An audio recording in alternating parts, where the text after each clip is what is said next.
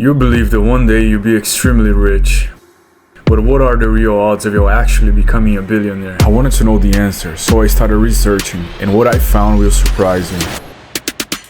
According to Forbes, around 2/3 of the world's billionaires are considered self-made. 2,000 of those self-made billionaires share a few things in common. Let's see if you got what it takes to be one.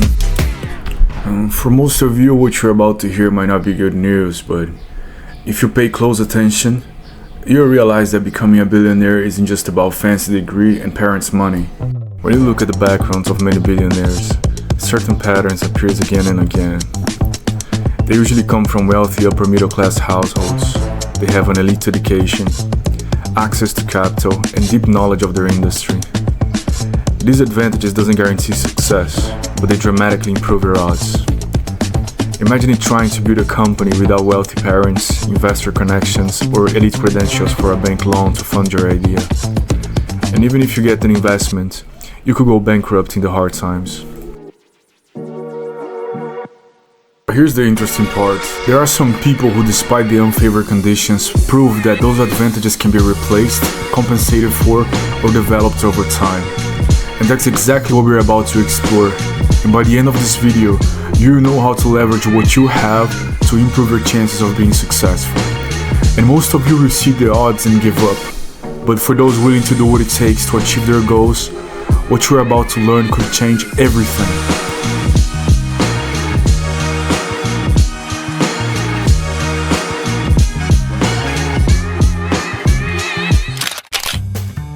If you're intelligent, you'll learn after you fail. But if you're wise, you'll learn from other people's mistakes. And in this section, we're going to use real-world data to understand why most businesses fail. But what you're about to learn can help you avoid the mistakes that destroy thousands of entrepreneurs every year. When you hear billionaires talking about success, you always hear the same advice. Do something you're very passionate about. You have to have a lot of passion for what you're doing. Work hard,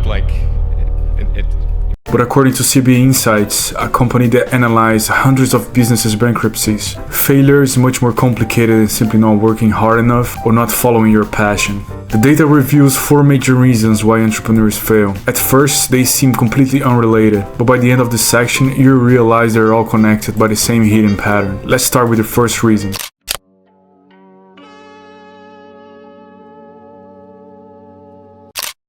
Let's say you build something you love. You spend months planning it, maybe years, and then you launch it. No sales. The uncomfortable truth is that many entrepreneurs become so focused on making money that they stop paying attention to what actually matters.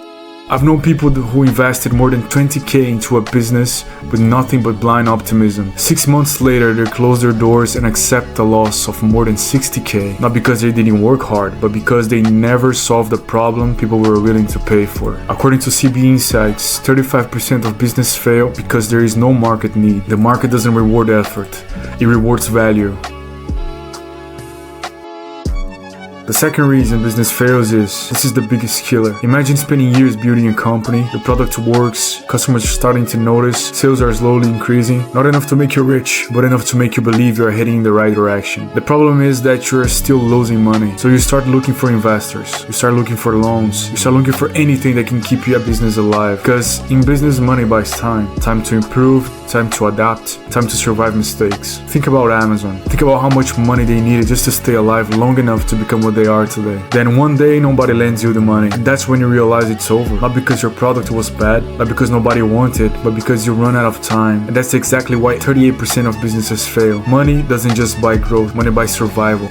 The US Census Bureau shows that every year millions of business owners work just as hard as you, prepare just as much as you, and still go bankrupt because they run into obstacles they cannot control. And we are only talking about the United States, the so-called land of opportunity. Looking at the evidence, starting a business sounds like a gamble. A high-risk bet that could completely change your life or completely destroy it. Some of you watching this will not succeed, but here's what most people miss. Every failed business leaves behind clues, patterns, mistakes, and warnings. And if you're willing to study them before risking your own money, you're already playing a different game. And that's exactly what you're going to discover in the next section. A strategy for you to improve your chances of winning.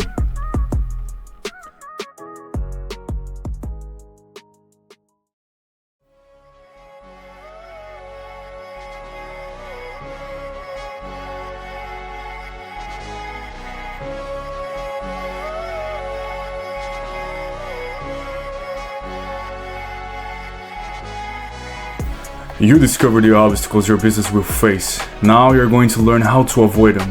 And by now you know that your business usually fails for two simple reasons. Number one, nobody wants what you sell. And number two, you run out of money before people find your product. Now the question becomes, how do you create a product people actually want? And how do you not run out of money? Let's start with the first step.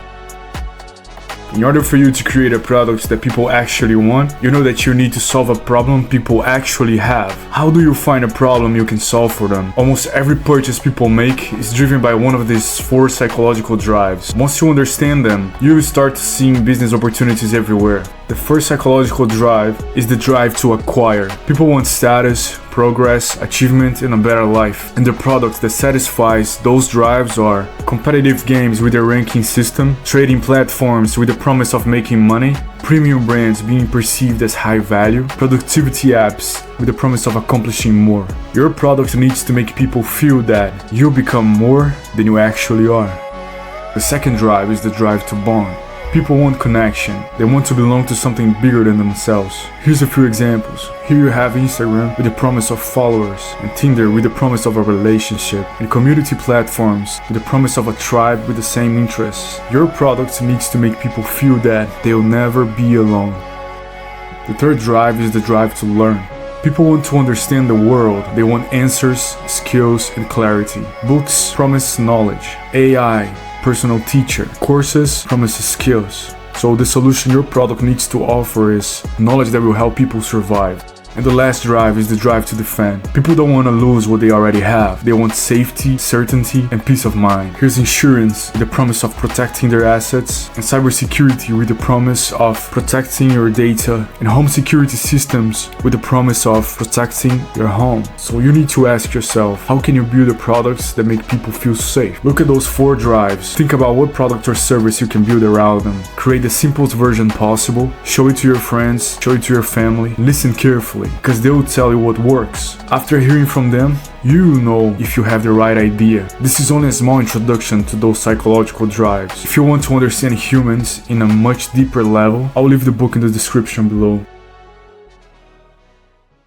Now that you have a product people actually care about, you need to overcome the second major obstacle and avoid running out of money. Here's how you do it. You now have a product that people actually want. So the question is, how do you survive long enough for thousands of people to discover your product? Starting a business is a high risk, high reward bet, and success is not certain, but you can improve your chances of winning. What you're about to learn is a strategy developed by professor and risk analyst Nassim Nicholas Taleb. Even though his work became famous in the world of stock options, one of the highest risk markets in the world, principle applies to almost every business. Its purpose is simple. You protect 9% of what you have, use only 10% on opportunities with high reward. For example, let's say you wrote a book. Instead of risking all your money on it, you use only 10% of your budget to pay an influencer, run a small campaign, or test your idea online. If it works, you reach thousands of people and possibly turn that 10% into 100% plus profit. If it fails, you're not bankrupt. You still have another chance. That's the trick. You protect yourself from failure while keeping unlimited upside. And as long as you keep trying, the outcome will cover it all. If you want to understand in depth how to sharpen your investor mind, I will leave the book in the description below. Time is the only true professor. You become smarter with time,